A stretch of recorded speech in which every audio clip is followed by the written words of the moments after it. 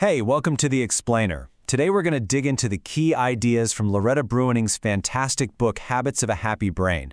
We're going to get a handle on the chemistry behind our moods and, more importantly, how you can actually start to influence it. So let's just start with something I think we've all felt, right?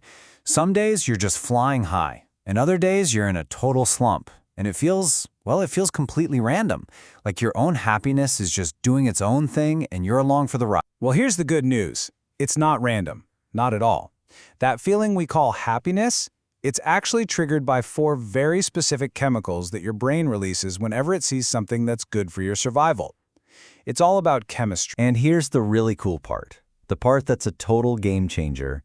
You can actually learn to trigger these chemicals on purpose. By building new, simple habits, you can literally encourage your brain to give you those good feelings more often. You have way more control here than you probably think. Okay, so let's dive right in. If you want to take control, you've got to meet the team first. These are the 4 happy chemicals that are behind every single good feeling you ever experience. All right, first up, we've got dopamine. This is that yes, I got it feeling. It's that jolt of excitement you get when you see a way to meet a need. You know that little rush when you finally find your keys after searching everywhere? Or when you see the waiter bringing your food and you're starving? That's dopamine. But here's the secret about dopamine you have to know. It's not just about crossing the final finish line. Your brain releases it as you make progress. That's why breaking down a huge, scary goal into tiny little steps feels so good.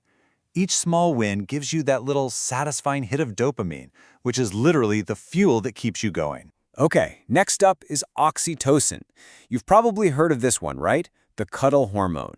This is the chemical that gives you that warm, safe feeling of being connected to other people.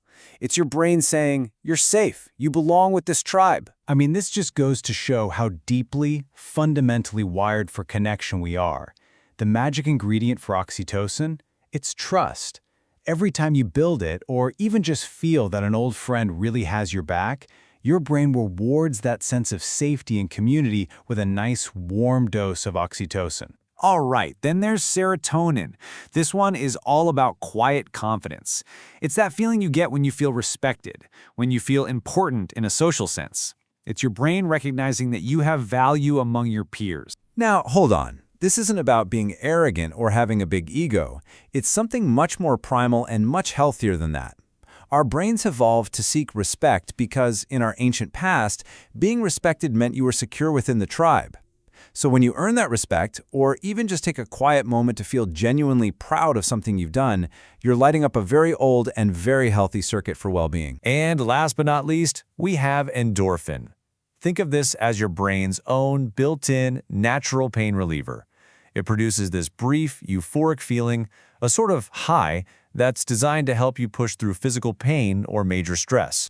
Oh, you totally know this feeling. It's that absolute bliss after a really tough workout, right? Or that incredible wave of relief that comes from a deep belly laugh. That's endorphin. It's a powerful but temporary rush that nature cooked up to help us power through the hard stuff. Okay, so if we've got all this amazing stuff floating around in our heads, what's the deal? Why aren't we happy 24/7? It's a great question, and the answer is pretty fascinating. It all comes down to understanding something called the happiness cycle. Well, here's the hard truth. Your brain's #1 job is survival, not keeping you in a state of constant bliss. It saves those big, happy chemical bursts for new information. Think about it. That first bite of your favorite ice cream, huge dopamine rush. But the 10th time you have it? It's nice, but the novelty's gone. Your brain's already logged that reward and is now scanning for the next new thing. And at the same time, your brain has this other system, an alarm system. It releases what we call unhappy chemicals, like cortisol. But these aren't your enemy. Think of them as your own internal security team using your past experiences to flag potential threats. So when you look at it this way, both happy and unhappy feelings are just information, valuable information. Okay, so this is where it all comes together. This is where you get to take the steering wheel. We can't be happy all the time, that's not the goal. But we can build new neural pathways, basically new habits, that make it way easier for our brain to find reasons to release those happy chemicals. You can literally rewire your brain. So here it is, your cheat sheet, your happiness toolkit. Instead of just waiting for good feelings to happen to you, you can choose a simple action. You can celebrate one tiny win to get a hit of dopamine. You can send a quick text to a friend to build a little trust for oxytocin. You can pause and appreciate your own work for serotonin. Each action is tiny, but the real power is in doing it over and over. All right, so we know what to do, but how do we actually make it stick? How do we turn this knowledge into our new automatic reality? Well, the book lays out a really clear, simple, and powerful plan. The magic number here seems to be about 45 days. That's roughly how long it takes to build a new neural pathway. I want you to think of it like this. You're paving a new road in your brain.